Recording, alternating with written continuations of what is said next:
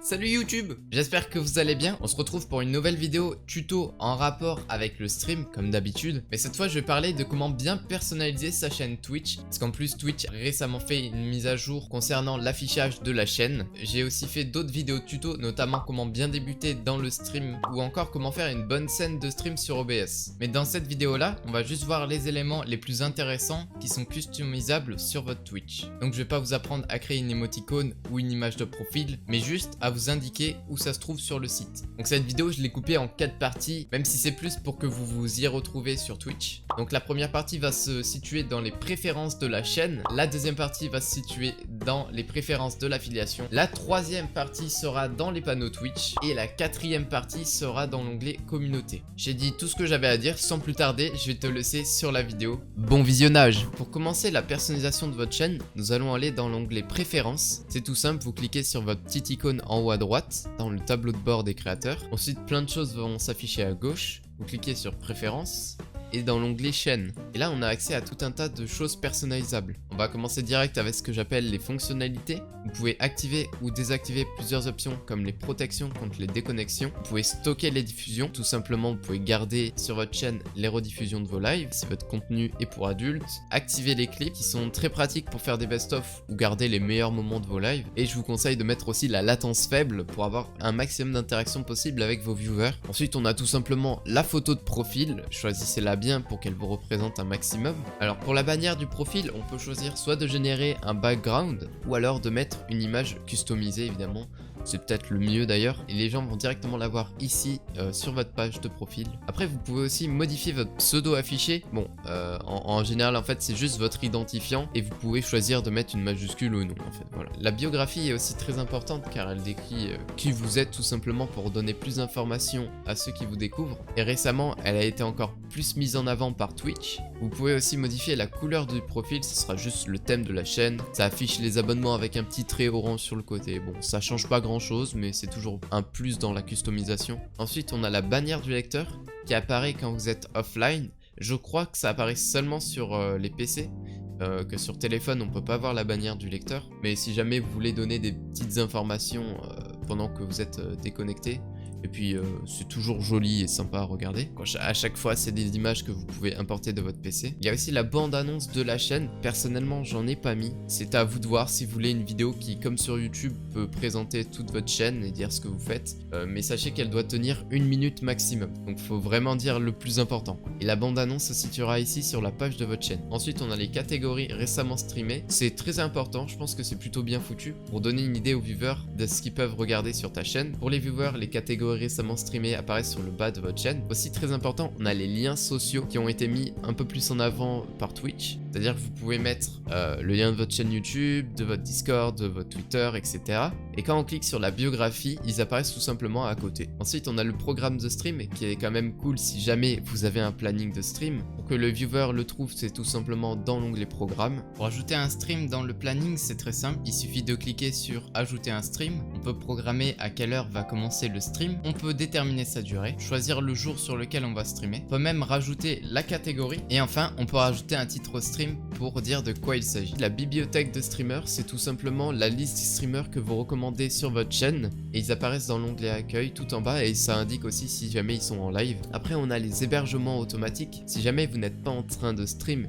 et que l'un des streamers que vous avez suggéré avec votre chaîne, vous pouvez tout simplement l'héberger automatiquement. Ça apparaîtra sur votre chaîne si vous n'êtes pas en train de streamer. Pour la suite de la vidéo, on va aller dans l'onglet affilié, toujours dans la partie préférences. Donc cet onglet va apparaître quand vous aurez passé la demande pour être affilié tout en ayant 3 viewers moyens pendant un mois et au moins 50 followers. Donc la première chose qu'on peut customiser, c'est le nom de l'abonnement. On peut donner des noms sympas au niveau des tiers d'abonnement, le tiers 1, le tiers 2 et le tiers 3. Ensuite, sans doute l'élément le plus important sur votre chaîne quand vous êtes affilié, c'est aussi les émoticônes. Au tout début, vous n'aurez que un émoticône disponible, mais au fur et à mesure que vous aurez des points d'abonnement, c'est-à-dire des gens qui vont rester abonnés à votre chaîne en même temps, vous allez débloquer des emplacements d'émoticônes. Il faut savoir que les dimensions pour une émoticône, il faut l'avoir en 3 formats, et c'est plutôt des petits formats, donc il faut bien faire attention de mettre votre émoticône en quelque chose d'assez lisible. Je crois que les dimensions c'est 112, 56 et 28. Donc à chaque fois pour importer une émoticône, vous allez devoir l'importer dans ces 3 tailles là. Après l'avoir envoyé, normalement vous allez avoir un petit temps d'attente, le temps que Twitch vérifie manuellement vos émoticônes. Ensuite on a les badges de fidélité qui apparaissent à côté du pseudo quand quelqu'un est abonné à votre chaîne. Et le format par contre ce n'est pas le même, c'est 72, 36 et 18, ce qui est vraiment très petit, mais ça rajoute un élément de customisation pour les abonnés de votre chaîne. Ensuite je vais parler des bits et des cheers. Là vous choisissez le minimum de bits pour envoyer un cheer. Un cheer c'est tout simplement une donation mais avec des bits. Maintenant on va aller dans l'onglet récompenses et tout simplement vous pouvez voir qu'à chaque fois que quelqu'un donne des bits, il a un badge de bits, mais aussi il peut débloquer des émoticônes spéciales à partir un certain nombre de bits donnés. Et là c'est pareil, le format pour les images de badge, si vous voulez customiser tous les badges de bits, mais il y en a vraiment beaucoup, donc faut vraiment avoir la foi. C'est toujours 72, 36, 18, comme le badge d'abonnement, les émoticônes c'est toujours 112, 56, 28. Et enfin pour terminer avec l'onglet affilié, je vais parler du train de la hype. Donc le train de la hype, qu'est-ce que c'est? C'est quand il y a beaucoup d'événements qui sont pour soutenir le streamer, le train de la hype apparaît pour essayer d'encourager les gens à donner des abonnements, des cadeaux ou des bits. Et l'un des seuls trucs qu'on peut customiser, c'est l'émoticône qui apparaît quand le train de la hype arrive sur votre stream. Vous pouvez mettre vos propres émoticônes pour le train de la hype. Pour la suite de la vidéo, on va aller dans l'onglet bio et on peut voir que là, on a des panneaux Twitch. Et les panneaux Twitch, qu'est-ce que c'est? C'est soit un panneau de texte ou d'image. Donc là, on peut voir qu'on peut rajouter du texte, on peut mettre un titre, une description, etc. On peut mettre tout simplement une image et on peut mettre aussi un lien sur l'image qui renvoie directement à un site ou un réseau social. On peut mettre aussi un panneau d'extension. Qu'est-ce que c'est? Les extensions, il y en a vraiment beaucoup. Je vous conseille de garder les plus utiles, les classements, par exemple pour remercier un petit peu, pour mettre en avant les personnes qui ont acheté des subs ou vous ont offert des bits, pour les mettre un petit peu en avant. Si jamais vous utilisez un bot qui a un système de classement par niveau, vous pouvez mettre un panneau qui affiche la liste de vos viewers, ça sera toujours un plus pour votre chaîne. Pour voir les différents types de panneaux qui existent, c'est tout simple, il vous faut cocher la case éditer les panneaux.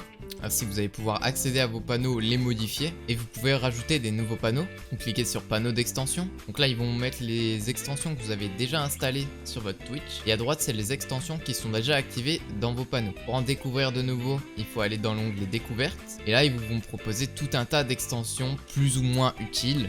Et vous pouvez aussi chercher le nom de l'extension en tapant dans la barre de recherche. Personnellement dans mes panneaux, j'ai mis aussi mes réseaux sociaux, la playlist que j'utilise en stream et quelques informations supplémentaires comme les emotes, les badges de sub, mon planning très important, un panneau pour ce sub, un moyen pour dire aux gens comment ils peuvent t'aider. D'ailleurs si jamais vous aimez la vidéo, vous pouvez laisser un like ou un commentaire. Tu peux même t'abonner et me voir sur ma chaîne Twitch en stream aussi. Je dis vraiment pas ça pour t'influencer mais genre vraiment pas. Enfin pour la dernière partie de cette vidéo, on va cliquer dans l'onglet gestionnaire de rôle. Donc là vous avez toutes les personnes qui ont un rôle avec un petit badge qui apparaissent dans le chat. Vous avez par exemple les VIP ou les modérateurs. Ensuite on va cliquer sur l'onglet points de chaîne. Et les points de chaîne apparaissent normalement quand vous êtes affilié Twitch. Vous pouvez choisir d'activer ou non les points de chaîne, mais je pense que c'est toujours mieux quand même de les activer. Vous pouvez choisir l'apparence de vos points de chaîne, toujours avec le format 112, 56, 28. Vous pouvez aussi leur donner un nom. Vous pouvez aussi gérer les récompenses que les viewers peuvent obtenir grâce à vos points de chaîne. Vous pouvez faire des récompenses personnalisées un petit peu rigolotes ou laisser les récompenses de base qui sont proposées par Twitch. Vous pouvez customiser le nom de la récompense, une petite description pour dire qu'est-ce que c'est,